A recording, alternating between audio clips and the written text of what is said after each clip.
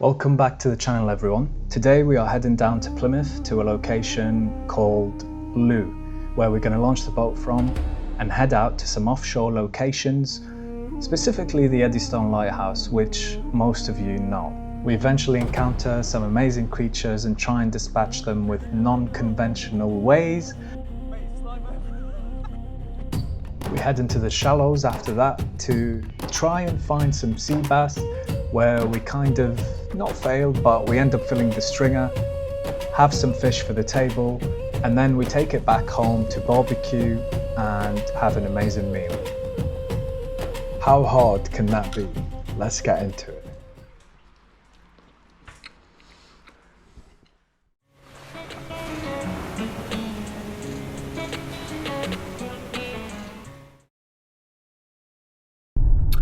Good morning, ladies and gentlemen.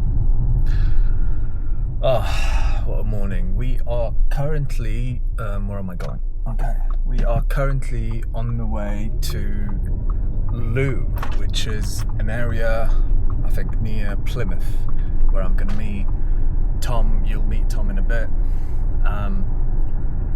We've got a 2-hour drive. We are heading out spearfishing after a while. So absolutely excited to catch some seafood, to be honest, because I normally hate buying seafood from supermarkets or, you know, commercial places.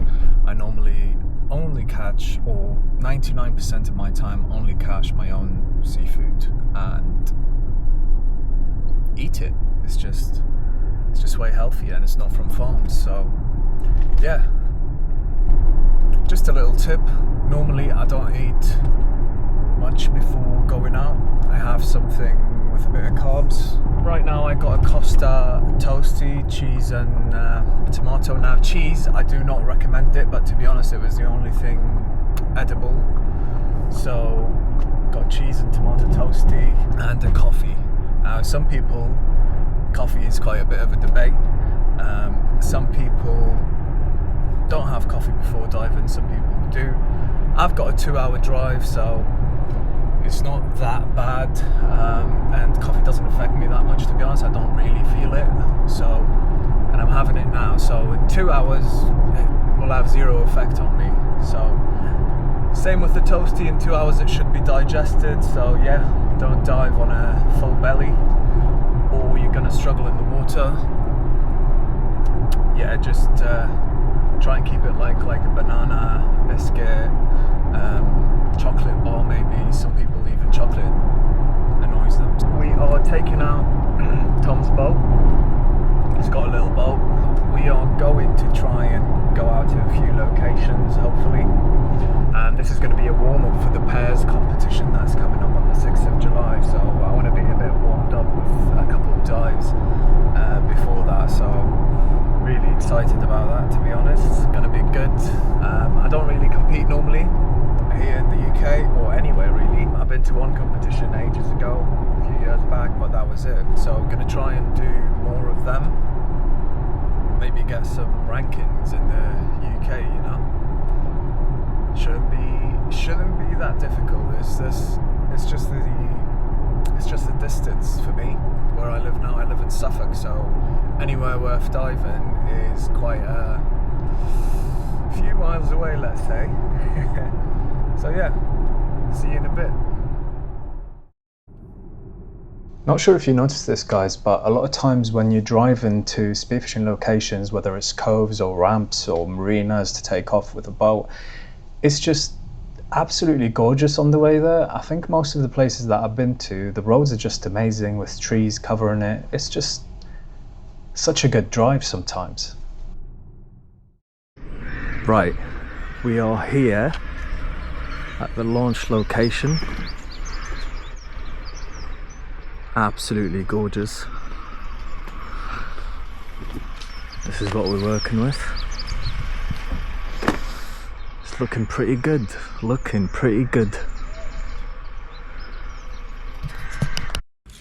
Right, we are here getting ready now. We are literally at this beautiful like slipway. Honestly, I've never seen anything like it before, and it is an absolutely gorgeous calm morning. Right, we are dressed up now, just about to jump in. So got the boat in, launched.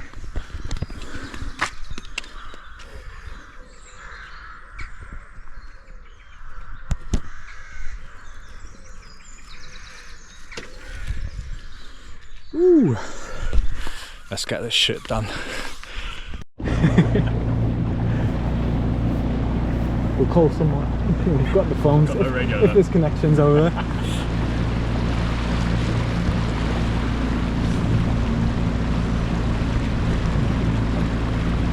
So we're off to the eddy first. To the eddy, yeah. Hey Tom.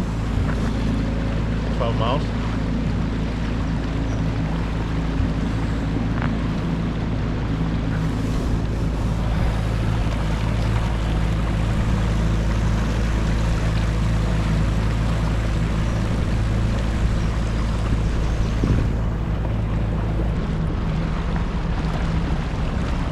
Appreciate this, mate. This is going to be awesome. Thanks for inviting me. Well, I need someone. Appreciate it. And you don't even know me, and you know, going out. But that's spearfishing, isn't it? Spearfishing. That's spearfishing, brother. I'm gonna die at the end of it. I'm gonna die with you. Yeah.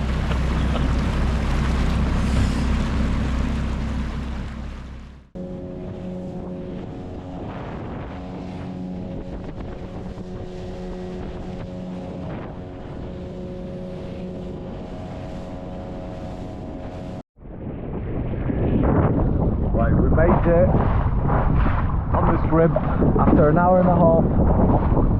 Woo! We made it to the lighthouse. First time here. First time at the lighthouse. Let's see what we can get.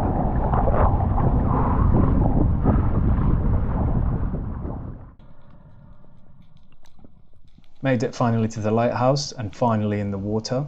First dive of the day. Spear gun is loaded and I make my way down.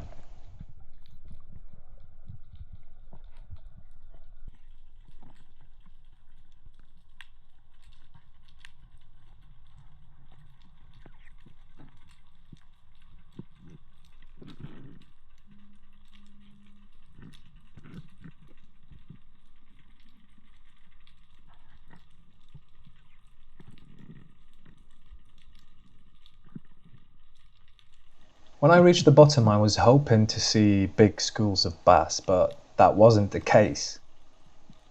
It was mainly small pollock, small wrasse, saw a few big wrasse, but nothing crazy around that spot.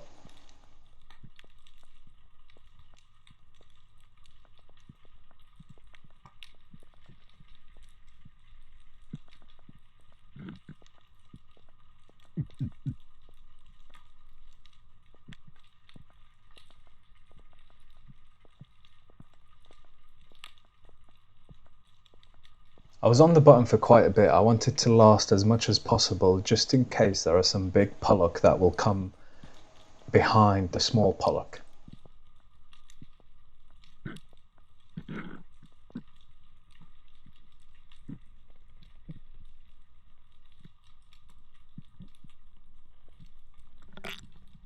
My dive ended up being around 2 minutes at 17 meters. I actually had a few good dives at the lighthouse, but nothing was seen. Right. So we went to the Eddystone, an hour and a half on this rib against the waves. It was absolutely mental. Arse is all swollen and broken and all of that. Anyway, we just came back to the shore, trying to find some bass. Long story short, we missed the slack on the Eddystone because of the waves and the weather and the swell. Didn't turn out to be what we wanted it to be. So we came here again, somewhere near shore in Plymouth. No bass, no pollock, nothing. The day was an absolute mess, but I just saw this literally on my last dive. Not even on my dive, I was on the surface of the water and I decided to take it. Octopus! Huh? I got an octopus. Shut up! I swear I just got it. You fucking ledge! Well done. Yeah, mate. Did you get anything? Not your chin in. Mate, I saw it swimming from the surface, literally. Sick. Swear. And then it wrapped itself around kelp, and it took me like 15 minutes to get it out. You just got to pull the cunt. You just got to fucking... Mate, I'll bite bet. it. Eh? Have you bitten it? Not yet. I just took it out straight away. I filmed you biting it. Yeah.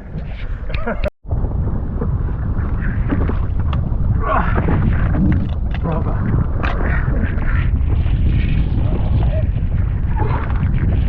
Shit. There's a bad boy. Where's the head? Right. Just like that. Where's his eyes? See that hard bit? I need to bite that. See that hard bit? Yeah. I'll just bite it here.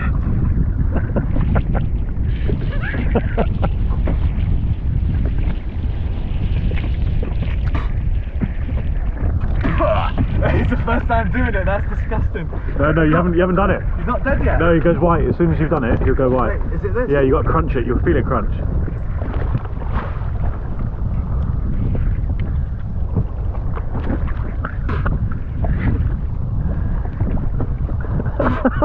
Yeah, you got it. Oh yeah, there we go.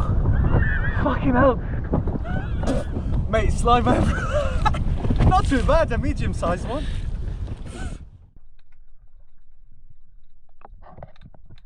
After getting the octopus and being satisfied to at least having something, Tom was like, let's go to the shallows and have a look, see what the stringweed has got in place for us. So I decided to go in without gloves. Don't do that, by the way. But I decided to check it out. It was quite shallow, so I was like, that's fine. I'll head in, see what there is about. It's just shallow, we're just chilling, even though I had had enough of spearfishing because I didn't see anything all day, except for the octopus. But things here changed a bit. I started seeing fish, and right there you could see a few mullets passing by. And that was a good sign.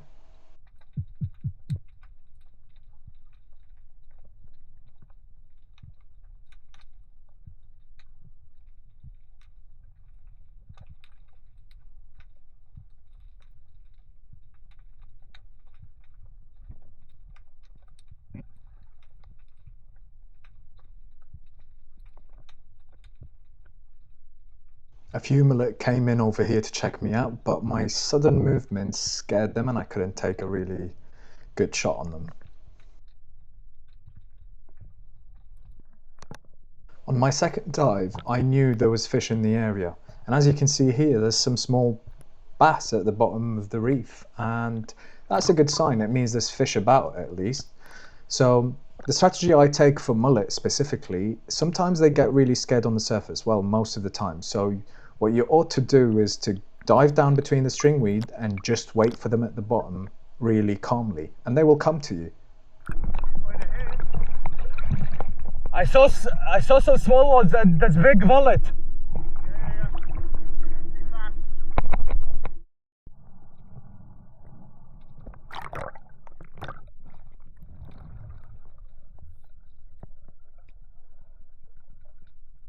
I take my third dive, knowing obviously there's fish in the area, and following the same strategy I just mentioned about the mullet. So what I do is I go down to the bottom when there's a lot of stringweed, really nice area for diving, sandy, patchy area. Mullet really love sand, so and stringweed, so they kind of linger there and feed.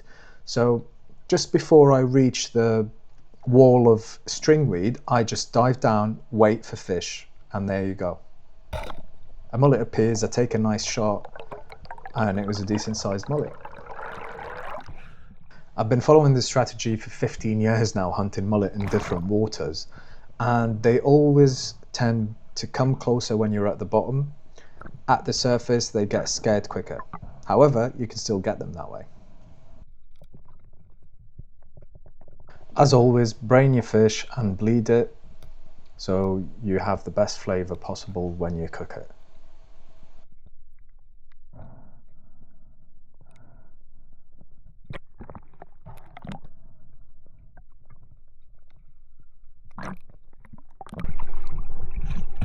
Now this is what you call a decent sized mullet.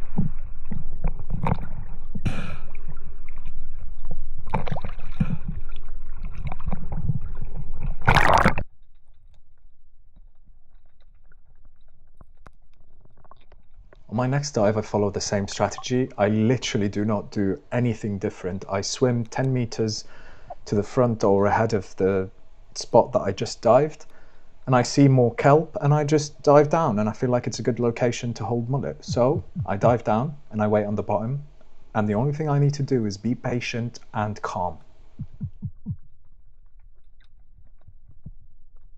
I make a few grunts just because it attracts them. And there you go, voila.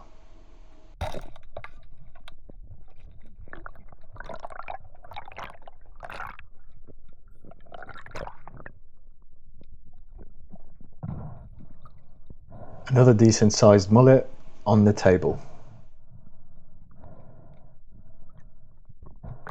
What I am doing now, try not to do. Braining a fish without gloves is a bit of a risky one. I already had cuts on my fingers from trying to catch the fish after I speared them, so they were poking me and all that. So try not to do that, because you most likely will cut yourself with a knife, as the tip of the knife can slip off the scales of the mullet's head. Another one bites the dust. Fucking hell, should have gone to 2-3 meters from the start.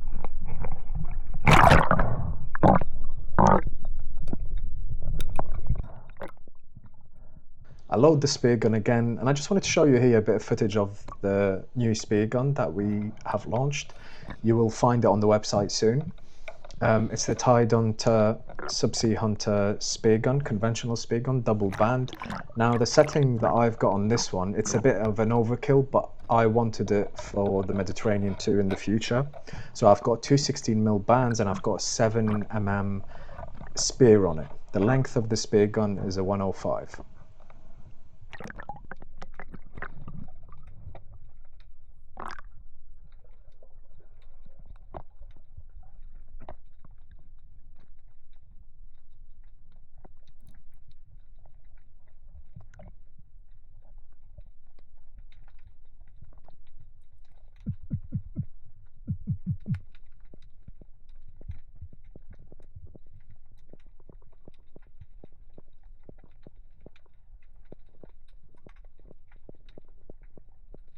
I take another dive, and as I was waiting at the bottom, a mullet comes out of nowhere, and it kind of surprised me, so I did end up missing. I literally shoot right above the fish.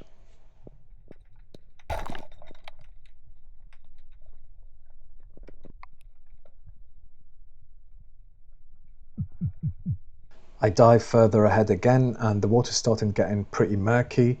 I see a mullet in the distance, but I think I lost vision of it for a second. I just took a shot anyway, and I missed.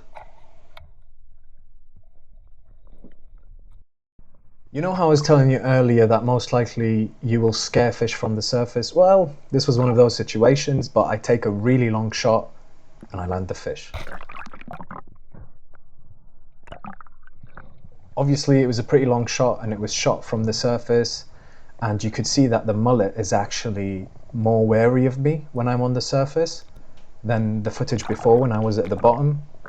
But yeah, it does not disprove the rule. As you can see here, I was trying to remove some of the scale because if I go straight away with the knife it might slip and poke me. So I removed a bit of scale and then aimed for the brain.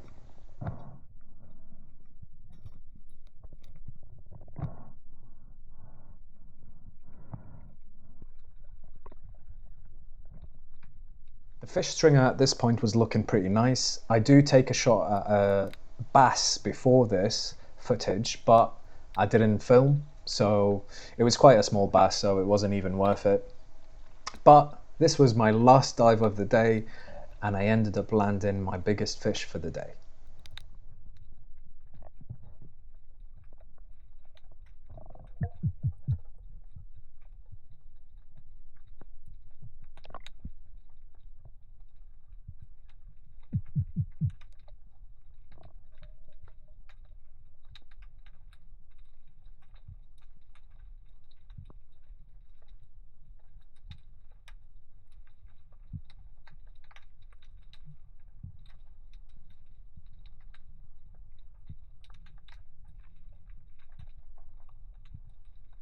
Yes, that was a decent sized bass.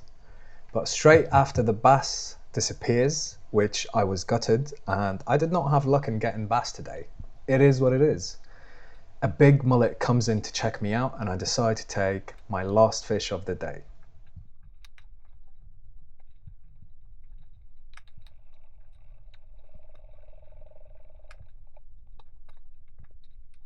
I take a pretty long shot because I did scare it with my movement, but I landed the fish.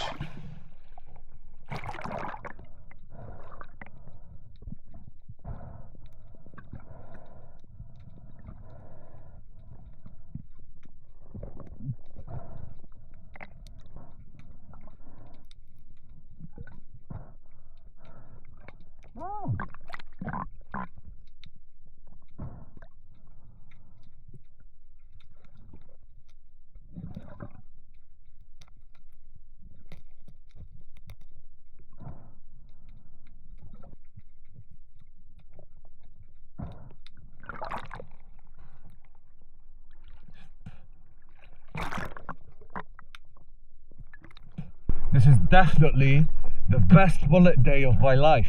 With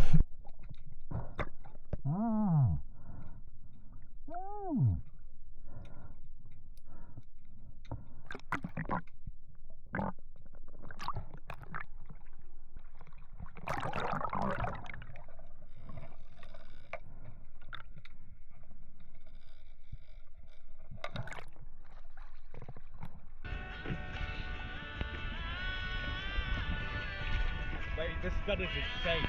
Honestly, sniper.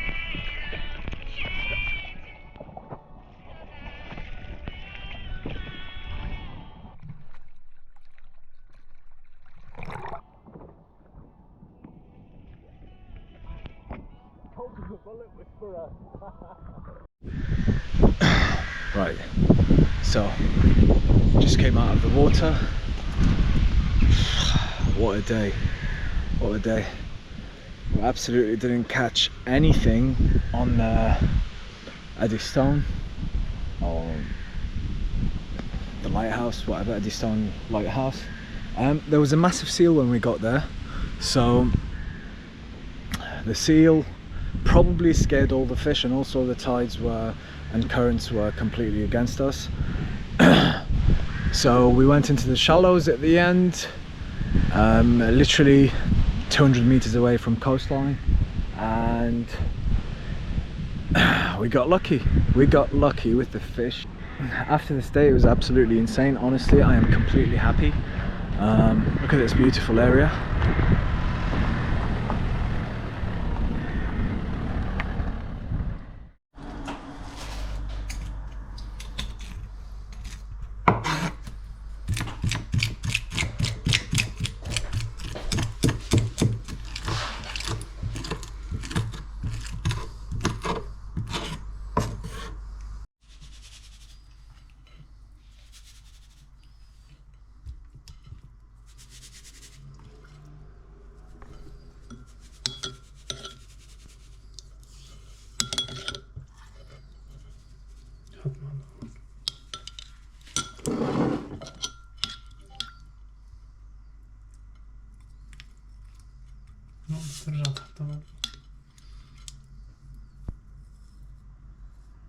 ما تحط لها المعلقة بعد ما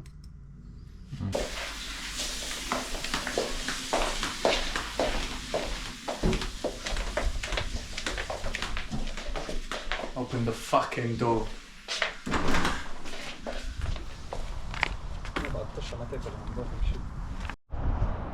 Right, first things first. You want to use a barbecue the Mediterranean style.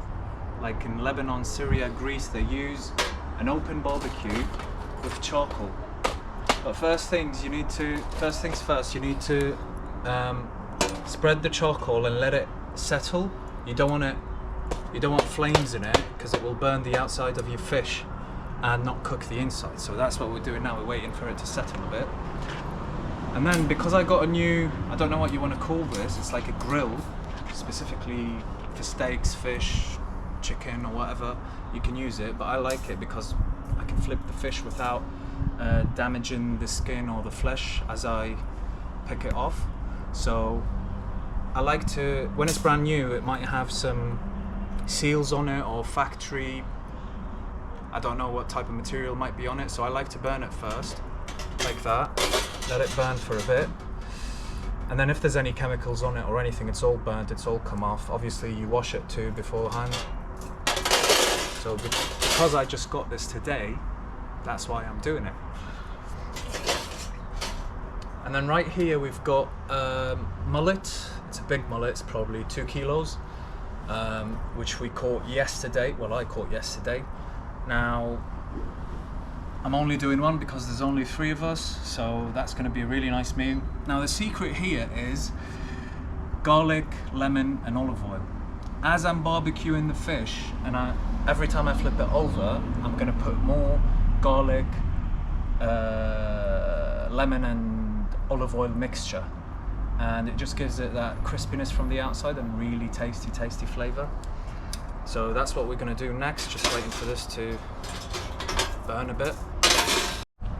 Now when you put garlic, olive oil and lemon mix on it, and as you flip it you keep doing that, what it does, it keeps that outer layer of meat moist and juicy instead of drying it out straight away.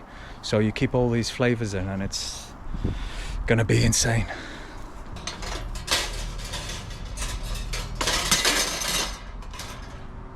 Here we are. So now we're gonna grab the fish. As you can see, the flames have settled, so it's still a bit hot to be honest, but should be fine. I'm gonna grab the fish. One this way, all the juices, and one the other way.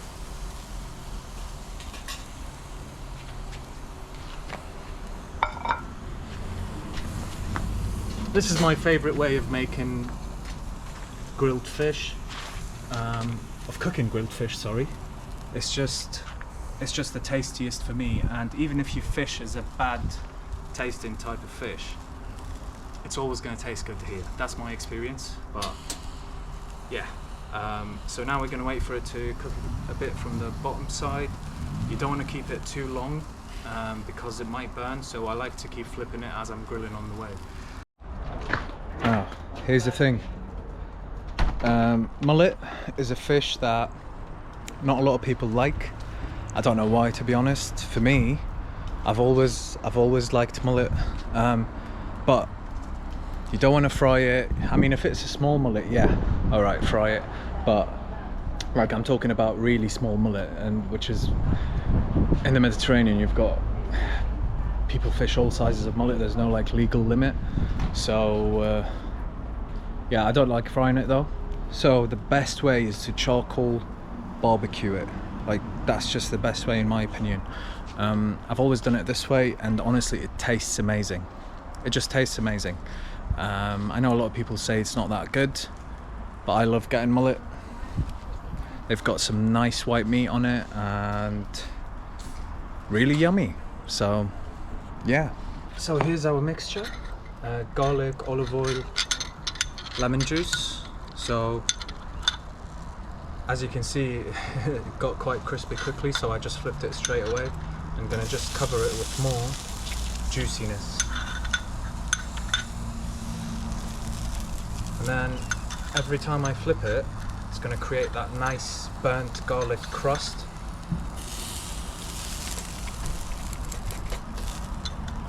And you gotta try it, honestly. If you've not tried it this way, or if you've not had mullet this way, even bass, I've never tried pollock this way because I know pollock's got really like thin flakes or small flakes, so it might just crumble all over. But with mullet you don't get this issue.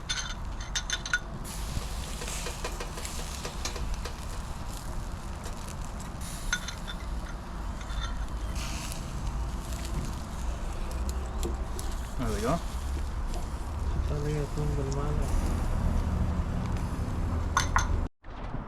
So just flipped it again, but if you feel like the flames are going down, just grab a piece of cardboard. Just give it a little blow.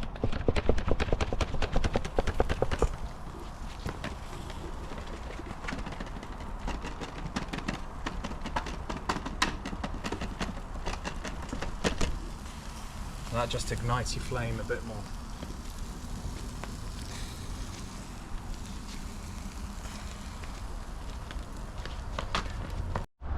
A little piece of advice to remove your fish from a grill. Put your plate on top. Do this. Oh, it's a bit heavy.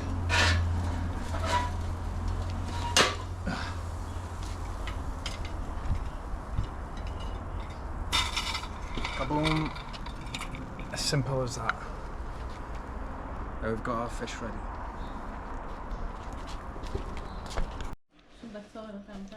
What we have here is a salad called tabbouleh. My brother's wife made it, so I'm not really familiar exactly. I know it's got parsley, tomatoes, burgol, and it is absolutely insanely yummy. Search it up and make it with your fish next time.